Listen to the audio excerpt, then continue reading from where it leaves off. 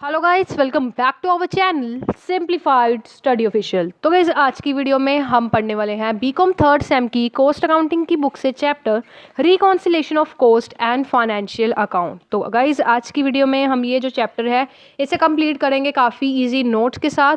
और guys coast accounting की full playlist का लिंक आपको डिस्क्रिप्शन में मिल जाएगा। सो आप डिस्क्रिप्शन में चेक कर सकते हैं, सारे चैप्टर्स एंड सारे टॉपिक्स आपको मिल जाएंगे। So without wasting our time let's start the video. तो गाइस इस चैप्टर का जो क्वेश्चन है वो आपको मैनी टाइम्स आया हुआ, मतलब काफ़ी ज़्यादा टाइम्स आया हुआ है। 2018, 11, 17, 4 में गाइस ये आपको क्वेश्चन आया हुआ है reconciliation of cost and financial accounts का। तो सबसे पहले देखेंगे कि रिकॉन्सिलेशन का मीनिंग क्या होता है। तो guys reconciliation cost and financial account का मीन क्या होता है कि हमने जो कोस्ट अकाउंटिंग की है या फिर फाइनेंशियल अकाउंट्स हमने बनाए हैं, दोनों के जो जो प्रॉफिट्स आ रहे हैं हमें उससे क्या करना है, टैली करना है, मतलब दोनों को मैच करना है। अगर मान लो कोस्ट अकाउंटिंग में हमने जो प्रॉफिट निकाला वो फाइनेंशियल अकाउंट से जो हमने प्रॉफिट निकाला उससे ज़्यादा आ रहा है, तो क्या कारण है, क्या हमने कोई गलत एंट्री तो नहीं डाल दी या फिर कोई ऐसी एंट्री थी जो डालनी थी वो हमने नहीं डाली। तो बेसिकली इसे चेक करने को हम क्या कहते हैं, रिकॉन्सिलेशन कहते हैं। ठीक है, नेक्स्ट है गाइस नीड या फिर पर्पस ऑफ रिकॉन्सिलेशन। क्या नीड या पर्पस है रिकॉन्सिलेशन का।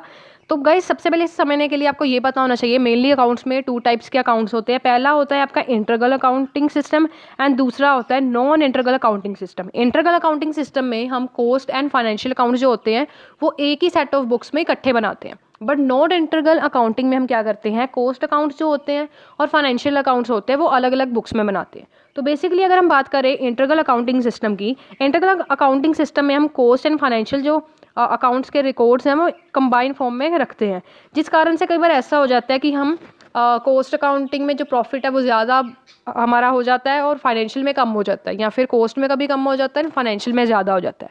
तो इसलिए हमें चेक करना ज़रूरी है, रिकॉन्सिलेट करना ज़रूरी है कि किस वजह से हमारा प्रॉफिट में डिफरेंस आ रहा है, क्या उसके कारण है, या कोई गलत एंट्री डाली है या अमाउंट गलत डाला है, सब कुछ चेक करना वगैरह, ये सारी चीज़ें क्या होती है, रिकॉन्सिलेशन होती है।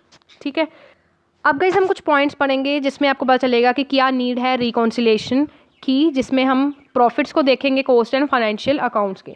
नंबर 1 है to find out and explain the possibility source of difference. सबसे पहले हम देखेंगे कि किस कारण से जो हमारे जो प्रॉफिट्स है cost accounting and financial accounts में डिफरेंस आ रहा है।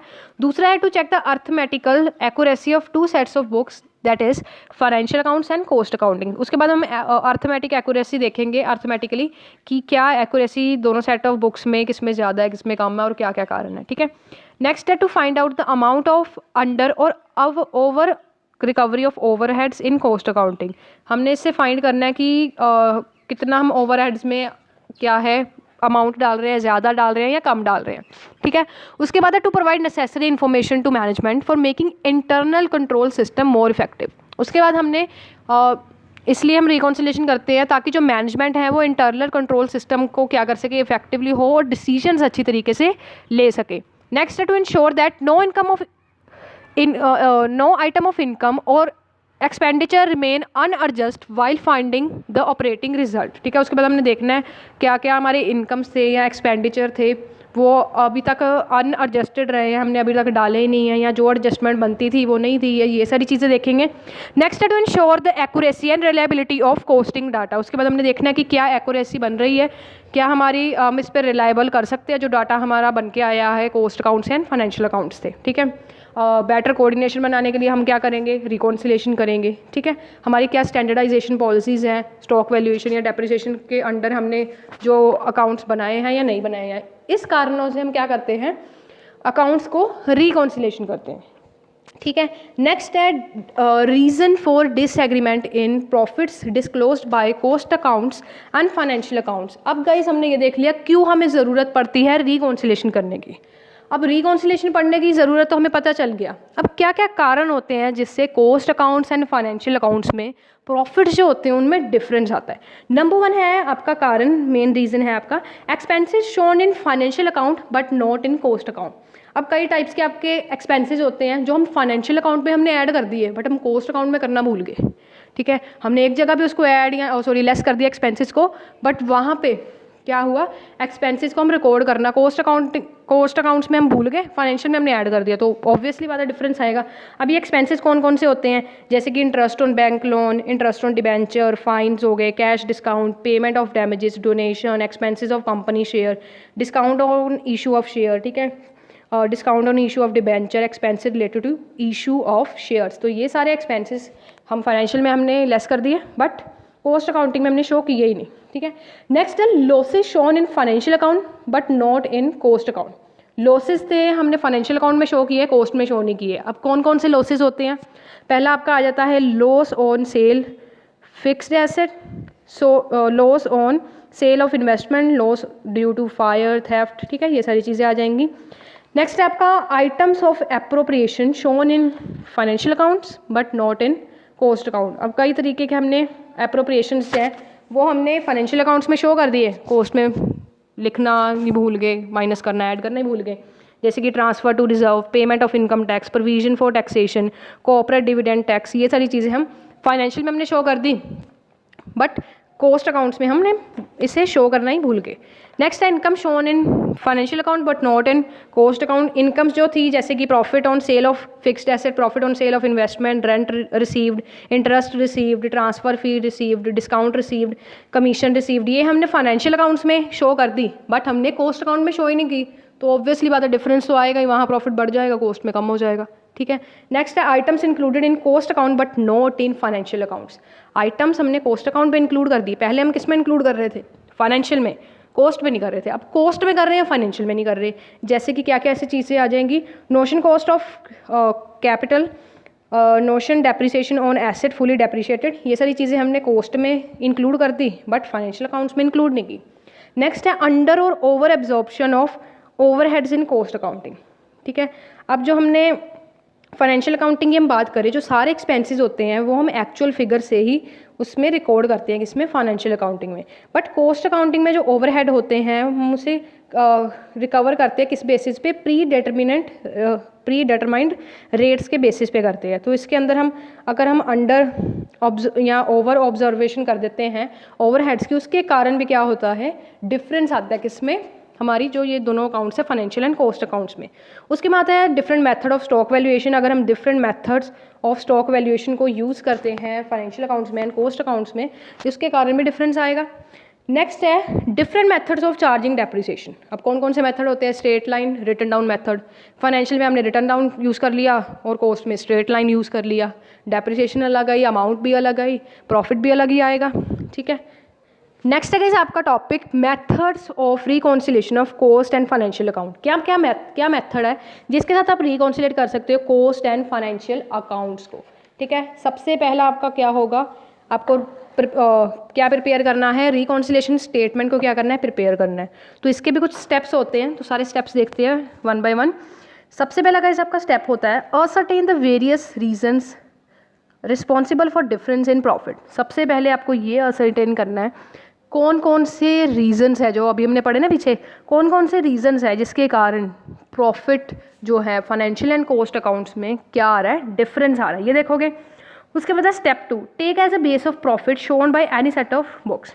किसी भी प्रॉफिट जो आपने दोनों सेट्स जो बुक्स हैं आपकी कोस्ट एंड फाइनेंशियल की, दोनों सेट्स में जो आपने प्रॉफिट लिया है, दोनों में से किसी के भी एक प्रॉफिट को आप बेस ईयर ले लो, मतलब बेस प्रॉफिट ले लो। उसके बाद है स्टेप 3, ठीक है। अगर आपने कोस्ट अकाउंट्स का प्रॉफिट एज अ बेस लिया है तो आप क्या करोगे, इसमें ऐड करोगे चीज़ें जैसे कि income under stated in cost account, income included in financial accounts but not in cost account, ये सारी चीज़ें ऐड करोगे। Expenses overcharge in cost accounts, expenses included in cost account but not in financial account, over valuation of opening stock add करोगे, under valuation of closing stock add करोगे, overcharge of depreciation add करोगे, over absorption of overheads add करोगे। उसके बाद इसमें deduct क्या करोगे, income over stated in cost account, income included in cost account, expenses जो अंडर चार्ज किए हैं कोस्ट अकाउंट में, एक्सपेंसेस जो इंक्लूड किए हैं आपने फाइनेंशियल अकाउंट में बट कोस्ट अकाउंट में नहीं किए, ये सारी चीज़ें आप क्या करोगे, लेस करोगे। उसके बाद आपका स्टेप 4 में क्या आएगा आपका, if profit as per financial account is taken as base. अगर पहले तो आपने क्या लिया था, कोस्ट अकाउंट का प्रॉफिट लिया था एज ए बेस, अगर आपने फाइनेंशियल अकाउंट्स का लिया है तो आप ऐड करोगे जो आपने और स्टेप 3 में डिडक्ट किए हैं वो यहाँ पे ऐड करोगे, और जो ऊपर ऐड किया था यहाँ पे लेस करोगे। ठीक है। नंबर 5 है आफ्टर मेकिंग, आप सारी एडिशन एंड डिडक्शन कर लोगे, आपके पास एक्चुअल फिगर प्रॉफिट का आ जाएगा। ठीक है। अगर आपने कॉस्ट अकाउंट को बेस से कर लिया तो आपका फाइनेंशियल का क्या आ जाएगा, प्रॉफिट आ जाएगा। ठीक है। मतलब जो मेथड है रिकॉन्सिलेशन की, ये 2 तरीके के हैं। पहला है बाय प्रिपेयरिंग रिकॉन्सिलेशन स्टेटमेंट, ये मैं हमने कर लिया। नेक्स्ट हम करेंगे bye preparing memorandum reconciliation statement. Memorandum reconciliation statement में आपने एक अकाउंट बनाना है जिसका नाम है मेमोरेंडम रिकॉन्सिलेशन अकाउंट। किस तरीके से बनाना है वो सारा डिस्कस करते हैं। ठीक है। तो इसमें आप क्या करोगे, एक अकाउंट के फॉर्म में जैसे बनाओगे, सबसे पहले आपका जो परफॉर्मा है पर्टिकुलर्स अमाउंट। ठीक है। उसके बाद आप अपनी डेबिट साइड लिखोगे to loss as per cost books, to income over stated in cost books. ये सारा एक बार याद कर लेना, पेपर में क्वेश्चन वगैरह कम चांसेस है कि इसका कोई क्वेश्चन आए। थ्योरी आती है, बट अगर आपको मेथड्स वगैरह पूछे जाते हैं क्वेश्चन में तो आपको ये दोनों ही मेथड्स अच्छी तरीके से लिख के आने हैं। पहले तो स्टेप्स है वो बता के आने हैं, और दूसरा ये अकाउंट है ये आपको एज इट इज़ बना के आना है। इसका स्क्रीनशॉट चाहे खींच सकते हो। 2 items of expenses under charge in cost account, to under valuation of opening stock, to over valuation of closing stock, to depreciation, to under absorption of overhead in cost account. ये सारी चीज़ें आपने debit करनी है। और credit क्या करनी है, by profit as per cost book, by income under stated in cost book, by income not included in cost accounts, by expenses over show in cost books, by expenses included in cost books but not in financial books. ये सारी चीज़ें by loss as per financial books, ये सारी चीज़ें आपको क्या करनी है, क्रेडिट करनी है। ठीक है। ये करोगे तो उसके बाद आपका प्रॉफिट एकदम मैच हो जाएगा। ठीक है। तो इसका एक एग्जाम्पल भी लिख के आ सकते हो अगर आपको आता है। वैसे इसका मैंने जैसे आपको बताया प्रैक्टिकल नहीं आता, बहुत कम चांसेस आए, बाकी इसकी थ्योरी ही आती है। थ्योरी इंपॉर्टेंट है 2017, 18, ठीक है, 2011 एंड काफ़ी ईयर्स में ये क्वेश्चन आया हुआ है। मेथड्स आए हुए हैं, नीड्स आए हुए हैं, रीजंस आए हुए हैं। 5 मार्क्स के लिए भी इंपॉर्टेंट है। अगर 5 मार्क्स के लिए आएगा तो रीजंस पूछ सकते हैं, नीड्स पूछ सकते हैं, ठीक है, या मेथड पूछ सकते हैं। बट 15 में आएगा तो सारी चीज़ें आपको एज इट इज़ लिख के आनी। तो गाइस आज की वीडियो में इतना ही। होप सो वीडियो अच्छी लगी होगी एंड चैप्टर समझ आया होगा। अगर वीडियो अच्छी लगी हो तो प्लीज़ चैनल को सब्सक्राइब कर दो एंड इस वीडियो को लाइक एंड शेयर करना बिल्कुल मत भूलना। So meet you soon in the next video with the next topic. Thanks for watching this video guys, and don't forget to like, subscribe and share my channel for more videos like this, and also check the link of playlist in the description box now.